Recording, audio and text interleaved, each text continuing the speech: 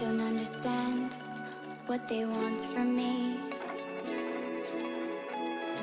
They take my hands, washing them in dirty water. Try to find what's right in a distant place, so far away. The silence fills my heart with empty space. But now I'm sure of where I'll go from here. And tensions rise, they push me to divert my vision. But I will break the ceiling and the walls that kept me in for all this time, and all the reasons that I cannot find. Don't wait for me to fall under that pressure. Don't wait for me to give it up. Well, I will not work against the forces I trust. Have to stay above the rushing water.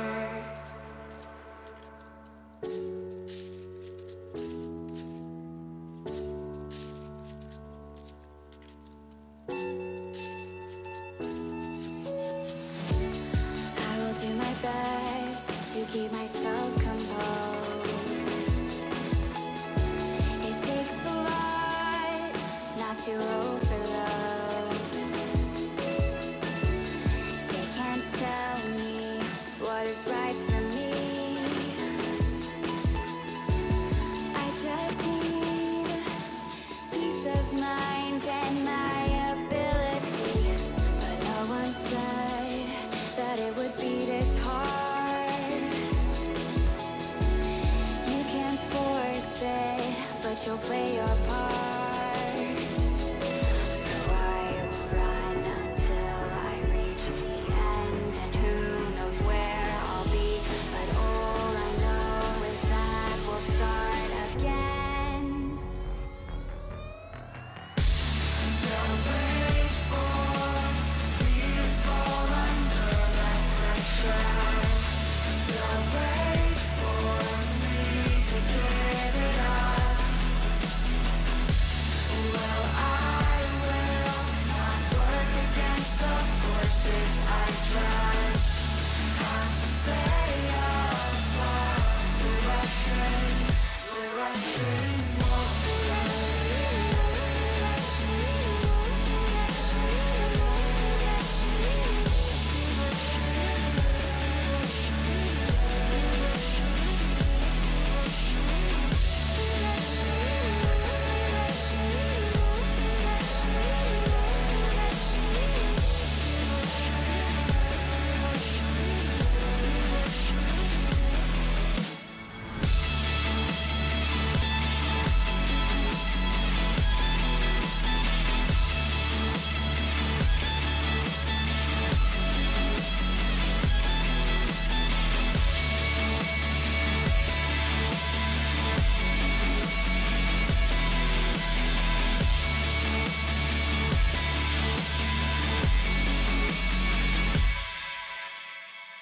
I've got my sights on a brand new beginning. A steady rhythm will hold me to the shore. I've got my sights on a brand new beginning. A steady.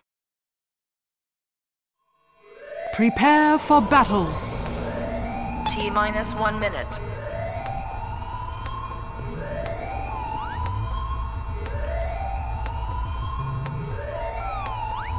T-minus 50 seconds.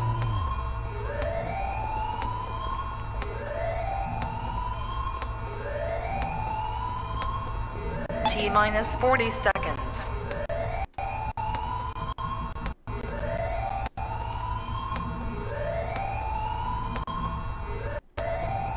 T-minus 30 seconds.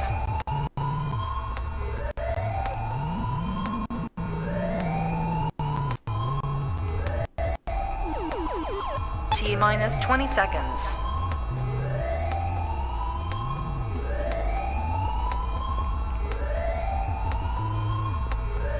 10, 9, 8, 7, 6, 5, 4, 3, 2, 1, 0. The battle begins.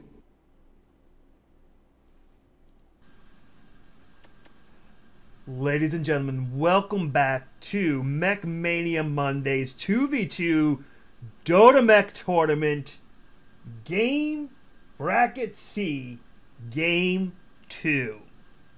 The BigBoss and BelligerentFool Team Swag are up 1-0 on game point. Can they secure the win? Or will Team MeMo of Polarbearz and Miss Minx come back, tie it up, and force us into a 3-game streak? Hopefully whatever the ping issues are on BigBoss and Fool work themselves out, because those are some pretty big numbers right there.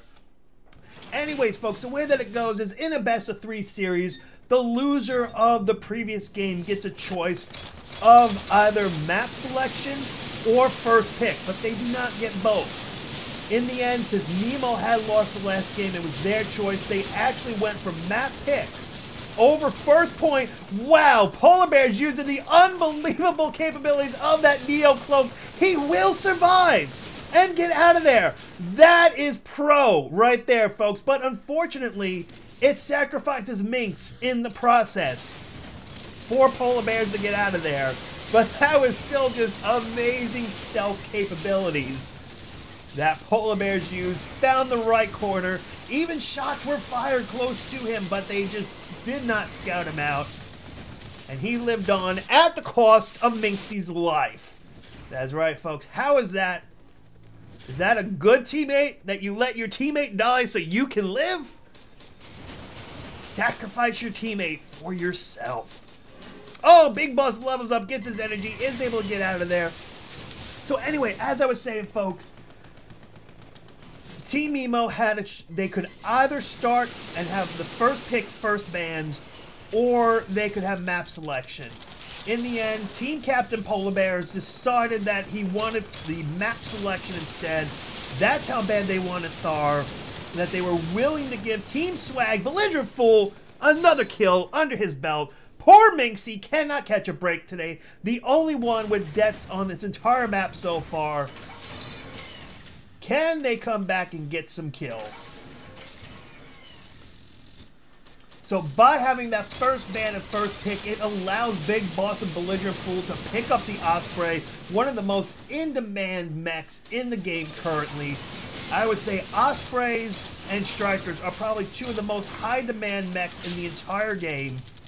However, Team MeMo, when it was their first ban, they realized that that Warthog was just so OP that last game that it took them all of a matter of about a half a second to say that the Warthog was banned in this match. They did not want to deal with the Warthog. They were willing to give Team Swag the Osprey just so they did not have to deal with the Warthog. That is what's really fun about this, folks, with the picks and the bans, is you really get to see these teams and these strategies dynamically adjust as the game goes on, just based on how your previous game went. Because pretty much BelligerentFool and BigBoss, it's the same kind of idea. The only difference is that they have traded in a Warthog for an Angel. Minx so close to death, trying to use the rocket. She will get out and survive. Or will she? BigBoss is there and around. She's now getting high load. She's trying to find some spot. Polarbearz nowhere there to help her out, to get her out alive. And now 3 deaths for the cat lady. The only one so far to die in this entire match. Poor Minxy, the sacrificial lamb. But she's taking it for the team. She's not just taking 1 for the team, she's taking 3 for the team. Minxy and Fool both pushing into this upper factory at the same time.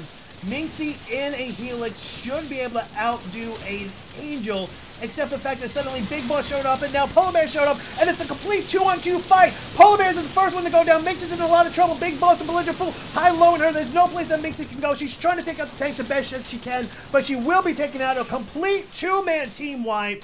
BigBoss and BelligerentFool will live on. They will get to take over this upper factory, and that puts them in a great, great launching position to get that closer outpost while wiping out all of Team MeMo at the same time. 4 deaths for Minxy, 1 death for Polarbearz.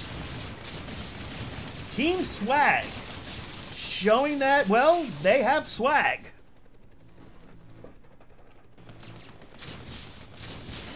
And Team MeMo trying some different things. So far, things haven't quite worked out for them. Hopefully, they can find a new strategy and fight back into this game and bring it out into a full 3-game series. Right now, only time will tell. Team Swag does look to be a little bit more in an advantage position. They've got more outposts. They've got more ground control. They've got more units out. They've got a higher unit cap. And they're now using exactly what I said, that factory as a launching platform into this close outpost. Completely neutralized. 6 Geminis and a Seeker in support. Polarbearz dropping off some SAMs just to bring that outpost back online, but with this many Geminis firing in, it will go neutral really quick. Meanwhile, Minxy is pushing down on this bottom outpost, trying to keep it alive, trying to keep it online, trying to SAM spam fast enough, but BigBoss and that massive carry capacity of the Osprey brings in so many Geminis that they just cannot hold it. However, Fool up here was able to take over this outpost. Polarbearz could not fight it back, and now Minx and Polarbearz kind of got their backs against the wall. Only 2 outposts under their control, 5 outposts under control for Team Swag. Minxy at this point just bringing a single SAM and dropping it off on a platform with 2 Geminis. Not entirely sure what the plan was right there. The only thing that leaves Team MeMo not out of this yet is the fact that even though they've lost so many outposts, they still have this middle outpost. If they can get Team Swag to max out their units on all these other outposts, and then they go ahead and they push straight into a base where Team Swag could not build up additional defenses, that means that this little assortment of tanks is all that will stand in the way of everything that Team MeMo have here. They're pushing out. They move things down to the lower ledge here. Are they going out? They're pushing into actually an outpost that technically is more heavily fortified than the fortress itself. BelligerentFool coming in. Polarbearz landing down, stasis blast, and BelligerentFool landing out, shooting out on that sniper rifle. BigBoss trying to use the heal auras and the heal beams of the Osprey to keep his units alive. So much green units that are pushing, and Polarbearz lands down another stasis blast. Minxy coming in, dropping in artillery, missile firing into their BigBoss close to death. He does go down to heavy flak of fire. First death for the BigBoss in this match. Polarbearz once again another stasis blast. And BelligerentFool, realizing this outpost is lost, tries to pick up and save whatever units that he can. He doesn't save too many of them. Significant loss for Team Swag. But Team MeMo still has to be extremely careful of this position. Right now, they've got a single artillery firing in. It is in radar view of the BigBoss. He will take this out before it ever really does any significant damage. He'll even be able to heal up everything, and unfortunately, the idea of the artillery was great. It just didn't work out. Polarbearz down on the bottom, using the ledge, dropping off a few Dillos and a Gemini to shoot in some damage to the base. More damage is done. About 40% of the base damage has been shaved off. However, BigBoss is counter-pushing out.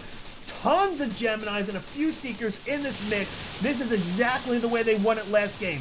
They just kept bringing in and dropping and surrounding the fortress, and Team MeMo just got overwhelmed. This time, I think they're a little bit more ready for it. It happened to them once. Hopefully, it doesn't happen to them a second time. BelligerentFool level 10. Ultimate sniper rifle ability online.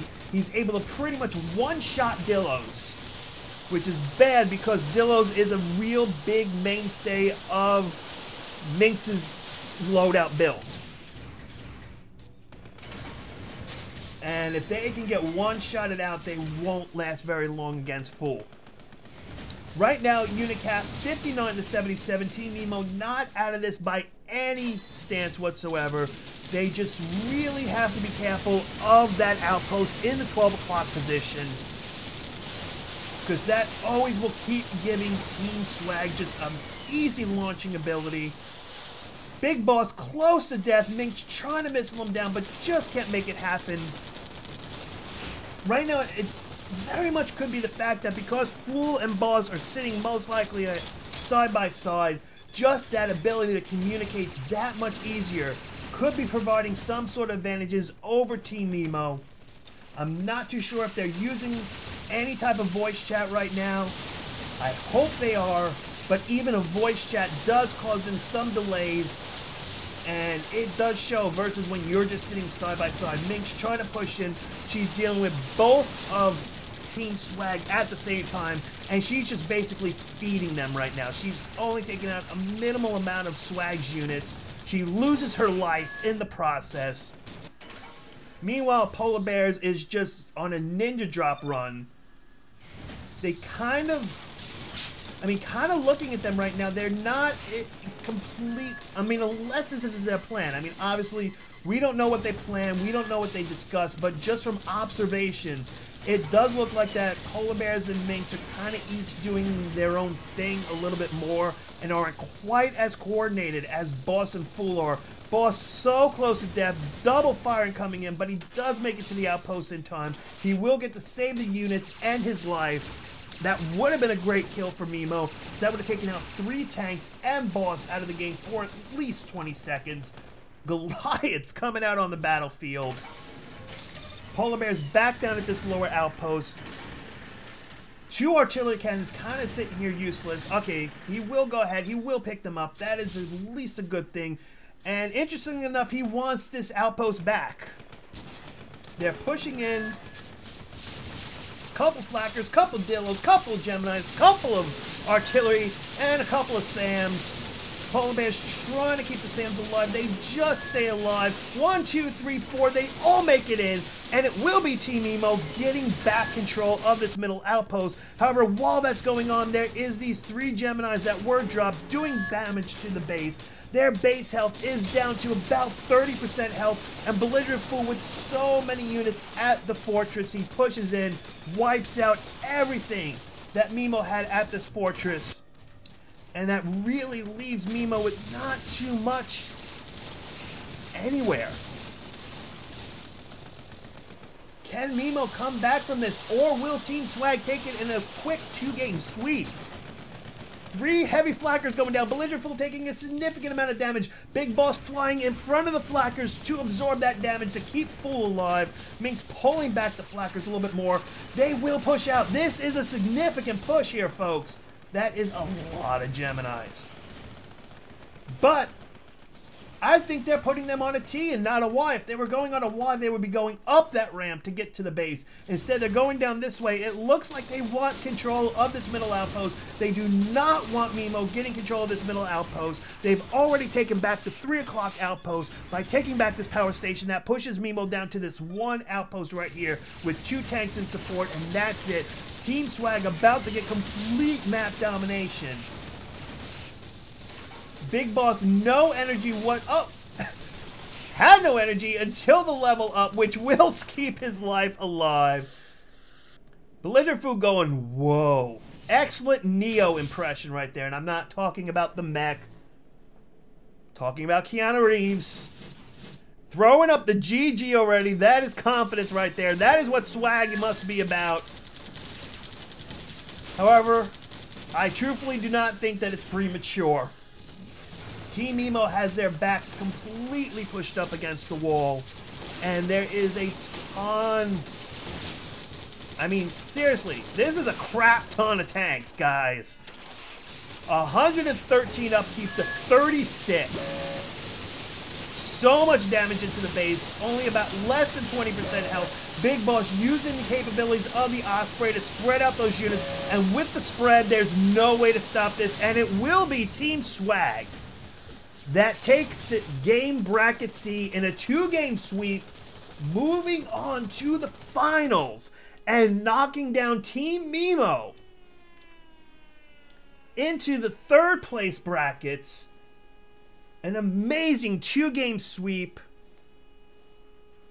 for Team Swag. There are your final scores, ladies and gentlemen. But don't go anywhere, because game bracket D of the semifinals is coming right after this.